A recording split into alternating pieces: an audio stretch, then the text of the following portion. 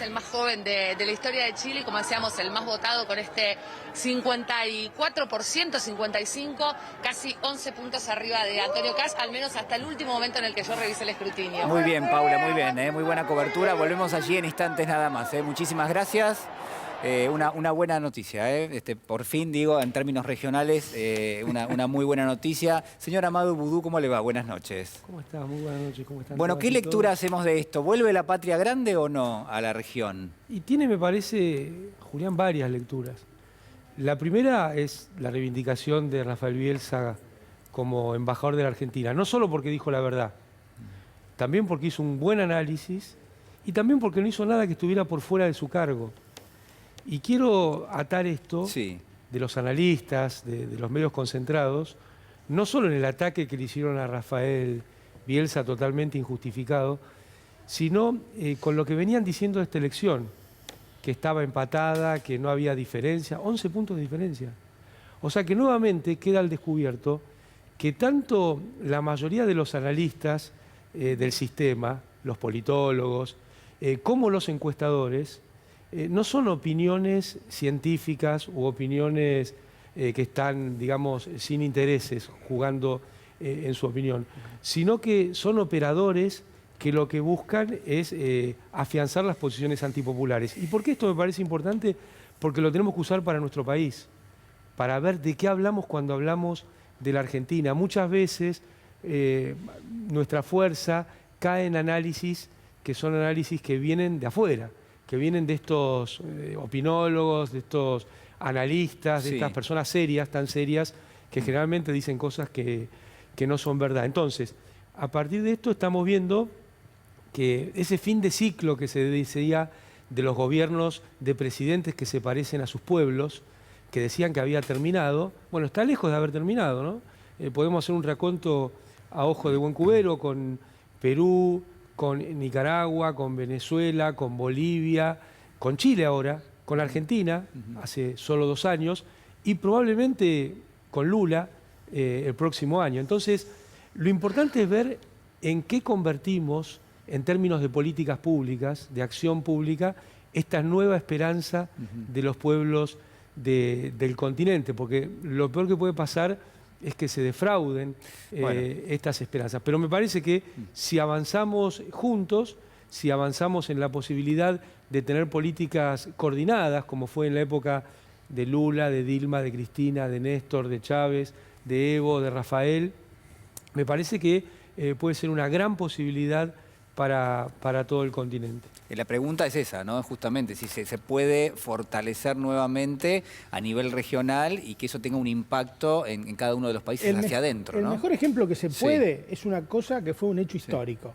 La Plaza de Mayo llena vivando a un candidato brasileño. Ese es un hecho político que demuestra hasta qué punto la patria grande penetró en lo más profundo de los sectores populares. Otro tema importante, lo de Chile, completando el muy buen análisis que hace Amado, es el ejemplo de Chile tal vez nos puede servir a nosotros para resolver las cuestiones internas en el frente de todos. Ahí compitió el Partido Comunista con Boric, ganó Boric, todos adentro, todos sumando. Bueno, yo creo que a partir del nacimiento de Soberana, el nacimiento de A23, de una serie de cosas, podemos tomar ese ejemplo de discutir todo ahí adentro, resolvernos en la interna democrática, como dijo el presidente. Pedro, a ver, fíjate que ahí lo está saludando, si no me equivoco, el presidente. Sí, ahí está, lo están saludando el presidente electo Piñera. Del diálogo, de la colaboración y de los acuerdos, a Chile y a los chilenos les va bien. Cuando nos dividimos en guerras fratricidas entre nosotros mismos, las cosas siempre terminan mal. Así que quiero decirle que todo Chile espera, los que votaron por usted y los que votaron por José Antonio Kast, todos esperamos que tenga un muy buen gobierno para Chile y para los chilenos. Y yo estoy seguro que usted va a entregar lo mejor de sí mismo. Y cuando uno se sienta en el sillón de O'Higgins, la verdad es que uno siente una gran responsabilidad. Es un gran honor y una gran responsabilidad. A usted le va a tocar asumir ese honor y esa responsabilidad a partir del 11 de marzo y va a contar con nuestra total y contributiva colaboración.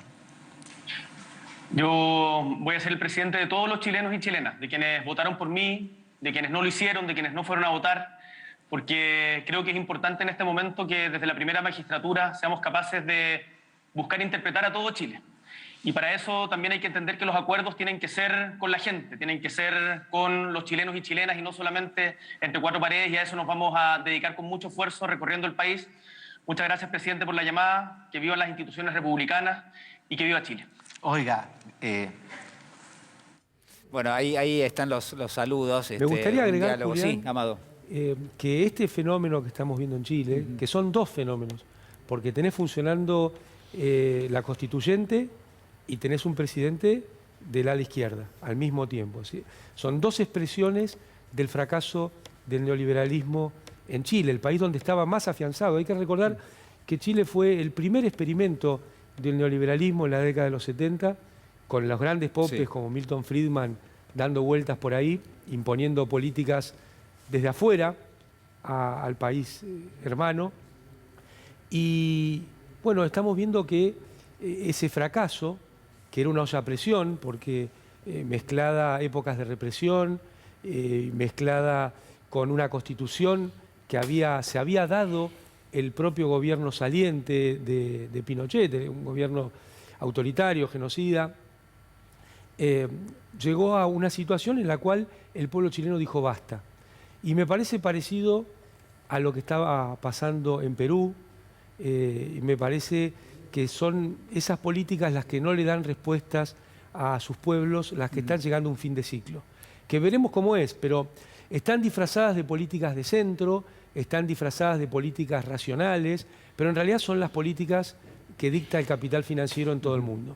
Me parece que el ejemplo de Chile es un gran ejemplo para entender e interpretar que solamente con políticas que dan respuestas a las mayorías empieza una dialéctica entre el pueblo y sus gobiernos que se le parecen, donde cada vez se junta mayor fuerza para esa famosa y dichosa correlación de fuerzas que hay que alterar. A ver, vamos a sumar una definición del ministro de Economía, Martín Guzmán. Martín Guzmán no habla de la patria grande, pero sí habla de algo que mencionaba recién Amado Boudou, que es, bueno, aquellos que no están de alguna manera empujando la idea de que un líder político piense y de alguna manera sienta en función de lo que siente y piensa el pueblo, ¿no? En función de las necesidades, esto que se planteaba recién en esta mesa. ¿Por qué medios se expresa hoy miles o millones de familias y de personas en la Argentina en función de lo que son sus necesidades? Bueno, esto decía el ministro de Economía a propósito de lo que fue el rechazo del presupuesto y cuáles son todos los problemas que esto acarrea y además en gran medida cómo juega la deuda externa que dejó el gobierno anterior. A ver. La carga de deuda en moneda extranjera que le quedó a la Argentina era absolutamente insostenible. Nosotros hacíamos a la hora de confeccionar el presupuesto cuentas de lo que implicaba para el proyecto de ley incluir el pago de la deuda al Fondo Monetario Internacional. Un escenario, por ejemplo, implica eliminar a cero todo el gasto de capital, eliminar todos los subsidios de energía y transporte. Eso sería un tarifazo enorme.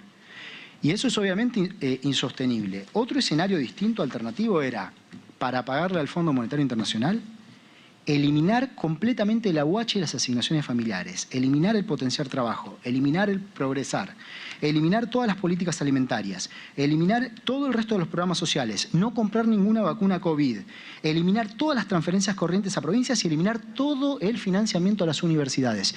Se le ha hecho un daño enorme a la Argentina que hay que ir resolviendo. La carga de deuda.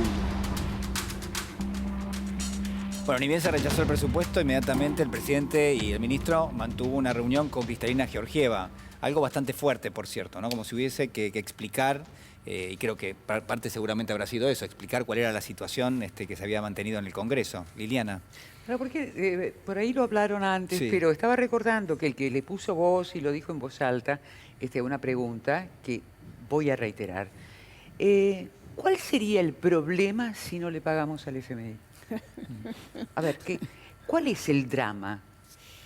¿Es tan dramático el default? Porque en 2001 fueron 3 meses de retracción, nosotros no teníamos ningún préstamo, no nos habían prestado nada, no había herramientas ni buenas ni malas, como decía el Sí. Vasco, yo no estoy de acuerdo con las deudas. El FMI jamás nos dio buen resultado. No hay antecedentes de que haya sido una herramienta buena. Entonces, si el caso Olmos tardó 18 años en que el juez Ballesteros dijera esta deuda es ilegítima, y después cada gobierno a través de sus representantes, con lo que tenemos que revisar seriamente la Constitución Nacional, si ese artículo no es el que nos está impidiendo, de hecho, ejercer nuestros derechos democráticamente, el no gobernar, sino a través de nuestros representantes. ¿Por qué hay que legitimar una deuda no legítima? Ubeira, Natalia, los contratos se han hecho para ser cumplidos como la ley misma, ¿sí? La deuda tomada con el FMI fue similar a qué. Si un mafioso contrata a un sicario, el sicario tiene un arrebato moral y dice, no pienso matar, esta noche no asesino. Y el mafioso se presenta ante un juez para pedirle la ejecución del contrato. Amado, ¿Algún juez puede? Sí. No, porque es un delito. El FMI cometió con el macriato un delito. Amado.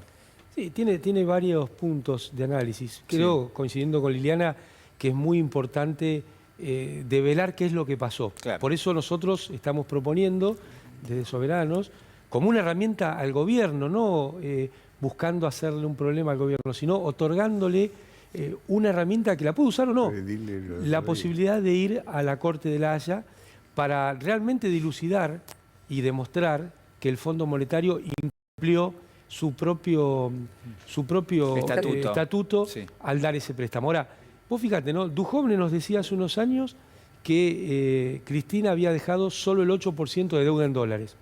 Resulta que nos cuentan que para resolver el problema de déficit fiscal, que es en pesos, se endeudaron con el fondo en 44.000 millones de dólares.